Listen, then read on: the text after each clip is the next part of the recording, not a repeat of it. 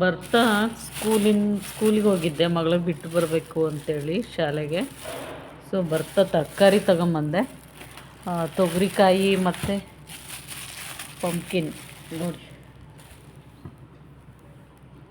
Sweet ಪಂಪ್ಕಿನ್ನು, capsicum, ಆಮೇಲೆ beans ಮತ್ತು ತೊಗರಿಕಾಯಿ ಬಂದು 60 ರೂಪಾಯಿ kg. ಸೊ ಅದನ್ನು ಬಿಡಿಸಿ ಇವಾಗ ಸಾಂಬಾರು ಮಾಡಬೇಕು. ಆಮೇಲೆ ಹಾಗಲಕಾಯಿ ತಂದೆ, ಮತ್ತು ಒಂದು ಸ್ವಲ್ಪ ಬೆಳ್ಳುಳ್ಳಿ, ಆಮೇಲೆ ನಲ್ಲಿಕಾಯಿ ತುಂಬ ಇಷ್ಟಪಡ್ತಾಳೆ ನನ್ನ ಮಗಳು. ಜ್ಯೂಸ್ ಮಾಡ್ಕೊಂಡು ಕುಡಿತಾರೆ. ಹೆಲ್ತಿಗೂ ತುಂಬ ಒಳ್ಳೆಯದು, ಕೂದಲಿಗಾಗಿರ್ಬೋದು, ಕಣ್ಣಿಗಾಗಿರ್ಬೋದು ತುಂಬಾ ಬೆನಿಫಿಟ್ ಇದೆ ನೆಲ್ಲಿಕಾಯಿ ಜ್ಯೂಸ್ ಮಾಡ್ಕೊಂಡು ಕುಡಿಯೋದ್ರಿಂದ. ಸೊ ಇವಾಗ ಈ ತೊಗರಿಕಾಯಿನೆಲ್ಲ ಇವಾಗ ಬೇರ್ಪಡಿಸಿ, ಬೀನ್ಸು ತೊಗರಿಕಾಯಿ ಎರಡು ಮಿಕ್ಸ್ ಆಗಿದೆ ನೋಡಿ. ಸೊ ಇದನ್ನೆಲ್ಲ ಇವಾಗ ಡಿವೈಡ್ ಮಾಡಿ ಬಿಡಿಸಿ ಸಾಂಬಾರು ಮಾಡಬೇಕು. ಸೊ ನಾನು ಹೇಗೆ ತೊಗರಿಕಾಯಿ ಸಾಂಬಾರನ್ನ ಮಾಡ್ತೀನಿ ಅಂಥೇಳಿ ನಿಮಗೆ ತಿಳಿಸ್ಕೊಡ್ತೀನಿ. ತುಂಬಾ ಟೇಸ್ಟಾಗಿರುತ್ತೆ ತೊಗರಿಕಾಯಿ ಸಾಂಬಾರು. ಸೊ ಸಾಂಬಾರು ಹೇಗಿರುತ್ತಂದರೆ ಮಟನ್ ಸಾರು ಟೇಸ್ಟ್ ಇರುತ್ತೆ, ಆ ಥರ ತೊಗರಿಕಾಯಿ ಸಾಂಬಾರು ಇರುತ್ತೆ. ಸೊ ಬನ್ನಿ ಆಗಿದ್ರೆ ಇದನ್ನೆಲ್ಲ ಡಿವೈಡ್ ಮಾಡೋಣ. ಡಿವೈಡ್ ಮಾಡಿ ಬಿಡಿಸಿ ಕಾಳು ತೆಗಿಯೋಣ. ನನಗೇನಪ್ಪ ಅಂತ ಹೇಳಿದ್ರೆ ಈ ತೊಗರಿಕಾಯಿ ಮತ್ತು ಅವರೆಕಾಯಲ್ಲಿ ಹುಳ ಇರ್ತವೆ ಅಂಥೇಳಿ ನಾನು ಸಾಮಾನ್ಯವಾಗಿ ಈವ್ನಿಂಗ್ ಟೈಮ್ ನಮ್ಮ ಮನೆಯವ್ರು ಬಂದಮೇಲೆ ಅವರೇ ಬಿಡಿಸ್ಕೊಡೋದು ನನಗೆ ಅವೆರಡನ್ನೂ. ಇವತ್ತು ಸ್ವಲ್ಪ ಅರ್ಜೆಂಟ್ ಇದೆ ಸಾಂಬಾರಿಗೆ. ಸೊ ನಾನೇ ಧೈರ್ಯ ಮಾಡಿ ತೊಗರಿಕಾಯಿನ ಬಿಡಿಸ್ತೀನಿ. ಸೊ ಇದೆಲ್ಲ ಮಿಕ್ಸ್ ಆಗಿಬಿಟ್ಟಿದೆ. ಬೇರೆ ಬೇರೆ ಕವರಲ್ಲಿ ಹಾಕಲಿಲ್ಲ, ಎಲ್ಲ ಒಂದೇ ಕವರಲ್ಲಿ ಹಾಕಿದ್ದಾರೆ ತರಕಾರಿ ಅವರು ನೋಡಿ. ಇದಿಷ್ಟು ಇವಾಗ ಕಾಳು ಬಿಡಿಸೋಣ.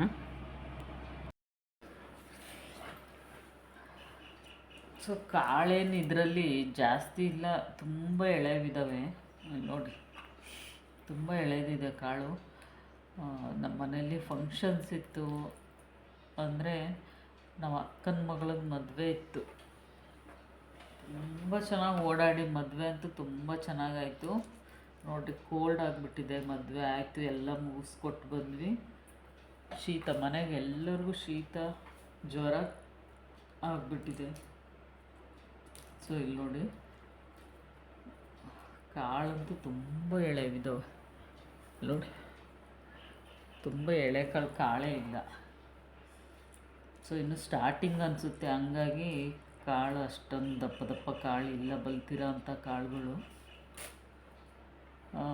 ಇಷ್ಟು ದಿನ ಏನಕ್ಕೆ ವೀಡಿಯೋಸ್ ಹಾಕಿರಲಿಲ್ಲ ಅಂದರೆ ಇದೇ ರೀಸನ್ಗೋಸ್ಕರ, ಮದುವೆ ಇತ್ತು, ಹಾಗಾಗಿ ಸ್ವಲ್ಪ ಬ್ಯುಸಿ ಇದ್ದಿದ್ದರಿಂದ ಹಾಕೋಕ್ಕಾಗಲಿಲ್ಲ ವೀಡಿಯೋಸ್ನ. ಆಮೇಲೆ ಅದೆಲ್ಲ ಮುಗಿಸ್ಕೊಟ್ಟು ಒಂದು 2 ದಿನ ಫುಲ್ ರೆಸ್ಟಲ್ಲಿ ಇದ್ಬಿಟ್ಟೆ. ಶೀತ ಜ್ವರ ಕೆಮ್ಮು ಮನೇಲಿ ಎಲ್ಲರಿಗೂ, ನನ್ನ ಮಗಳಿಗೆ ಎಲ್ಲರಿಗೂ ಹುಷಾರಿಲ್ದಂಗೆ ಆಗ್ಬಿಡ್ತು. ಸ್ವಲ್ಪ ಡಿಸ್ಟರ್ಬೆನ್ಸ್ ಇದೆ, ವಾಯ್ಸ್ ಓವರ್ಗೂ ಕೊಡೋಣ ಅಂದ್ರೂ ಡಿಸ್ಟರ್ಬೆನ್ಸೇ. ಯಾಕೆಂತ ಹೇಳಿದ್ರೆ ಎದುರುಗಡೆ ಹೊಲದಲ್ಲಿ ಭತ್ತ ಕಟಾವಿಗೆ ಬಂದಿದೆ, ಅದಕ್ಕೇ ಮಿಷಿನ್ ಸೌಂಡ್ ಬರ್ತಾಯಿದೆ ನೋಡಿ, ಮಿಷಿನ್ ಸೌಂಡ್ ಬರ್ತಾಯಿದೆ, ಹಾಗಾಗಿ ಸ್ವಲ್ಪ ಅಡ್ಜಸ್ಟ್ ಮಾಡ್ಕೊಳ್ಳಿ. ಸೊ ಅದಕ್ಕೆ ತುಂಬಾ ಲಾಂಗ್ ಆಗಿಬಿಡ್ತು, ಒಂದು 15 ಡೇಸೇ ಆಗಿಬಿಡ್ತು ಅನಿಸುತ್ತೆ. ನಾನು ವೀಡಿಯೋಸ್ ಹಾಕಿರಲಿಲ್ಲ, ಶಾರ್ಟ್ಸನ್ನ ಹಾಕ್ತಾಯಿದ್ದೆ ಅವಾಗವಾಗ. ಅದು ಬಿಟ್ಟರೆ ನೀವು ಶಾರ್ಟ್ಸಲ್ಲಿ ನೋಡಿರ್ಬೋದು, ಮದುವೆ ಅಂತೂ ತುಂಬ ಚೆನ್ನಾಗಾಯಿತು. ನಮ್ಮ ಅಕ್ಕನ ಮಗಳೇ ಆಗಿರೋದ್ರಿಂದ ಎಲ್ಲ ನಿಂತು ಮಾಡಿ ಬರಬೇಕಲ್ವ. ಸೊ ಹಾಗಾಗಿ ಲೇಟ್ ಆಗಿಬಿಡ್ತು, ಫ್ರೀ ಅಂತ ಸಿಗಲೇ ಇಲ್ಲ. ಸೊ ಇದಿಷ್ಟು ಇವಾಗ ಕಾಳು ಬಿಡಿಸಿ ಸಾಂಬಾರು ಮಾಡೋಣ.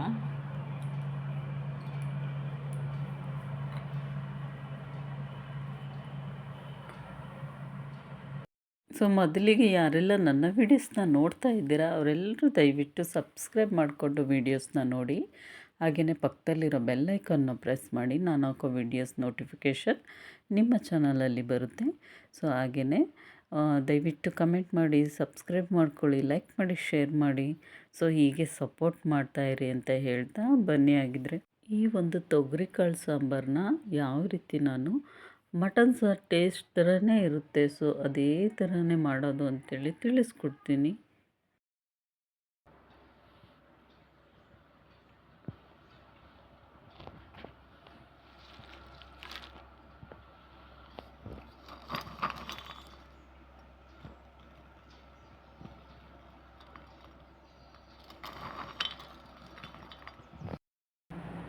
ಇವಾಗ ನೋಡಿ ತೊಗರಿ ಕಾಳನ್ನ ಈ ರೀತಿ ಬಿಡಿಸ್ಬಿಟ್ಟು ನೀಟಾಗಿ ನೀರಲ್ಲಿ ಒಂದು 2 ಟೈಮ್ ವಾಶ್ ಮಾಡಿ ಇಟ್ಟಿದ್ದೀನಿ.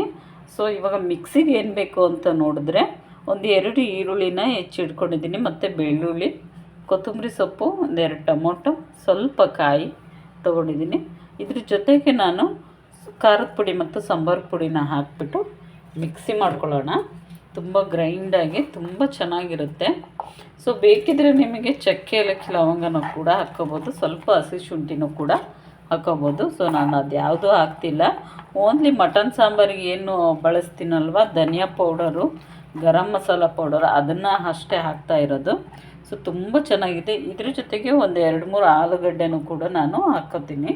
ಸೊ ತುಂಬ ಚೆನ್ನಾಗಿರುತ್ತೆ. ಸೀಸನ್ ಟೈಮಲ್ಲಿ ತೊಗರಿಕಾಳನ್ನ ತಿನ್ನಬೇಕು. ತೊಗರಿಕಾಳಾಗಿರ್ಬೋದು ಅಥವಾ ಅವರೆಕಾಳಾಗಿರ್ಬೋದು, ತುಂಬಾ ಹೆಲ್ತಿಗೆ ಬೆನಿಫಿಟ್ ಇದೆ, ತುಂಬ ಆರೋಗ್ಯಕ್ಕೂ ಒಳ್ಳೆಯದು ಅಂತಲೇ ಹೇಳ್ಬೋದು. ಇದಿಷ್ಟು ಹಾಕಿದ್ದೀನಲ್ವ, ಇದಕ್ಕೆ ನಾನು ಖಾರದ ಪುಡಿ ಮತ್ತು ಗರಂ ಮಸಾಲ ಪೌಡರ್ನ ಹಾಕಿಬಿಟ್ಟು ಗ್ರೈಂಡ್ ಮಾಡ್ಕೊಳ್ಳೋಣ.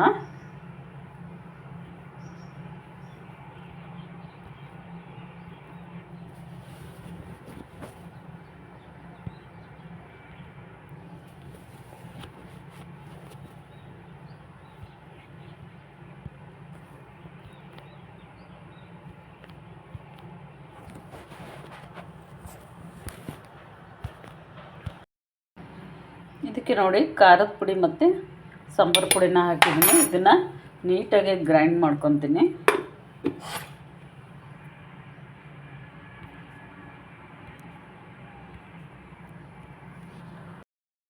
ಇವಾಗ ನೋಡಿ ಒಂದು ಪಾತ್ರೆನಾದರೂ ತೊಗೊಳ್ಳಿ, ಇಲ್ಲಾಂದರೆ ಒಂದು ನಾನ್ ಸ್ಟಿಕ್ ಇದನ್ನಾದರೂ ತೊಗೊಳ್ಳಿ. ಅದಕ್ಕೆ ಕುಕ್ಕಿಂಗ್ ಆಯಿಲ್ ಎಷ್ಟು ಬೇಕಷ್ಟು ನೋಡ್ಕೊಂಡು ಹಾಕ್ಕೊಳ್ಳಿ ಒಗ್ಗರಣೆಗೆ.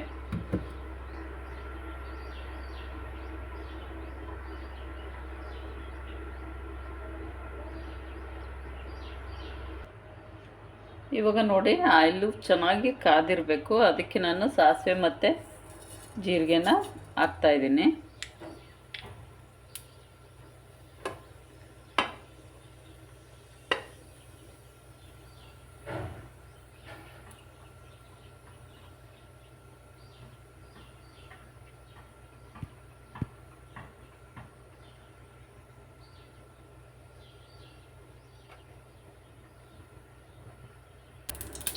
ಮತ್ತು ಸ್ವಲ್ಪ ಕರಿಬೇವು.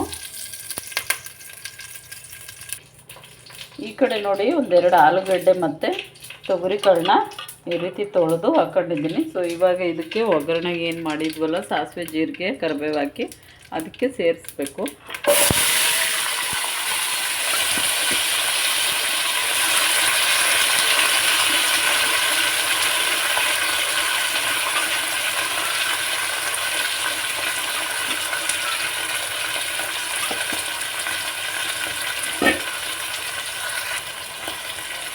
ಇವಾಗ ಚೆನ್ನಾಗಿ ಮಿಕ್ಸ್ ಮಾಡ್ಕೊಳ್ಳಿ.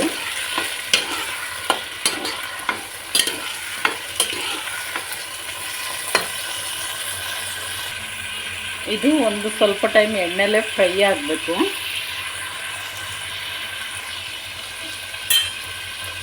ಸೊ ಈ ರೀತಿಯಾಗಿ ಫ್ರೈ ಆಗಲಿ ಚೆನ್ನಾಗೆ. ಸೊ ತುಂಬ ಡಿಸ್ಟರ್ಬೆನ್ಸ್ ಇದೆ, ಯಾಕೆಂದರೆ ಹೊರಗಡೆ ಮಿಷಿನ್ ಸೌಂಡು.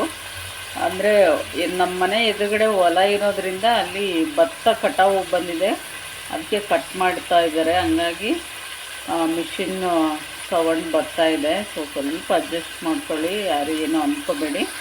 ಸೊ ಇವಾಗ ನೆಕ್ಸ್ಟು ಇದಕ್ಕೆ ನಾನಿವಾಗ ಉಪ್ಪನ್ನು ಸೇರಿಸ್ತಾ ಇದ್ದೀನಿ. ಸೇರಿಸಿ ಒಂದು ಟೈಮ್ ಮಿಕ್ಸ್ ಮಾಡ್ಕೊಳ್ಳಿ.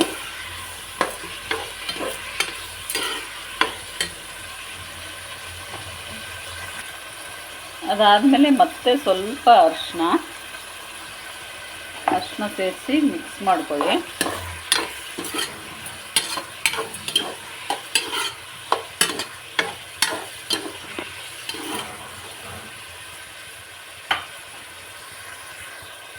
ನೆಕ್ಸ್ಟ್ ಇವಾಗ ಖಾರದ ಪುಡಿನ ಸೇರಿಸ್ಕೊಳ್ಳಿ.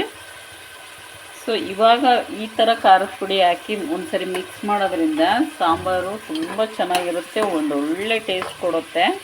ಸೊ ಯಾಕೆಂದರೆ ಉಪ್ಪು ಖಾರ ಚೆನ್ನಾಗಿ ಕಾಳಿಗೆ ಹಿಡ್ದಿರುತ್ತಲ್ವ, ಹಾಗಾಗಿ ಕಾಳು ತುಂಬಾ ಚೆನ್ನಾಗಿರುತ್ತೆ. ಸಾಂಬಾರು ಕೂಡ ತುಂಬ ಚೆನ್ನಾಗಿರುತ್ತೆ ಟೇಸ್ಟಾಗಿ.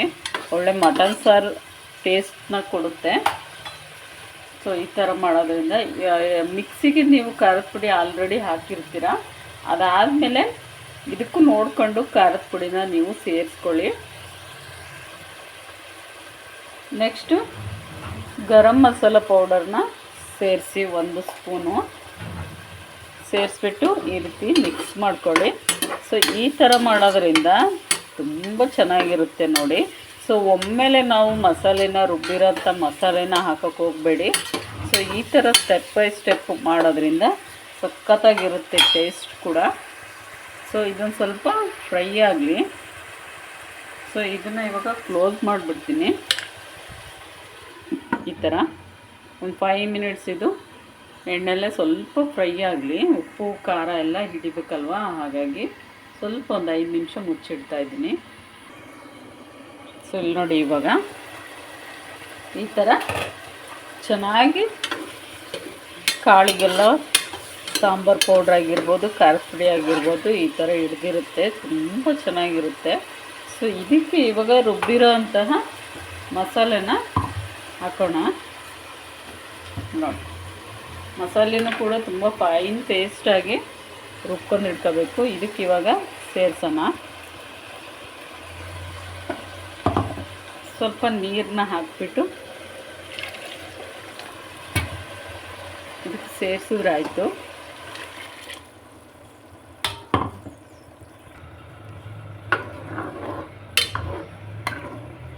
ಈ ಥರ ಮಿಕ್ಸ್ ಮಾಡ್ಕೊಳ್ಳಿ ಒಂದು ಟೈಮು.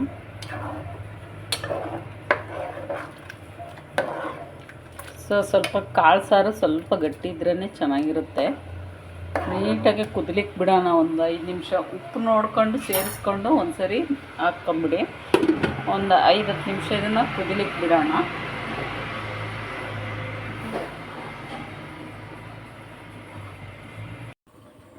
ಇವಾಗ ನೋಡಿ, ಸಾಂಬಾರು ಚೆನ್ನಾಗಿ ಕುದೀತಾ ಇದೆ ಅಲ್ವಾ. ಸೊ ಒಂದು ಒಳ್ಳೆ ಘಮ ಬರ್ತಾ ಇದೆ, ಒಳ್ಳೆ ಪರಿಮಳ ನೋಡಿ. ತುಂಬಾ ಸಾಂಬಾರು ಟೇಸ್ಟಾಗಿ ಕೂಡ ಇರುತ್ತೆ. ತೊಗರಿಕಾಳು ಸಾರು ಮುದ್ದೆಗಂತೂ ಒಳ್ಳೆ ಕಾಂಬಿನೇಷನ್ ಅಂತಲೇ ಹೇಳ್ಬೋದು.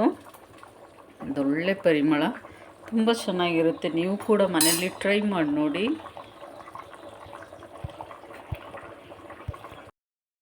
ಸಾಂಬಾರು ಟೇಸ್ಟ್ ಅಂತೂ ಸಖತ್ತಾಗಿತ್ತು.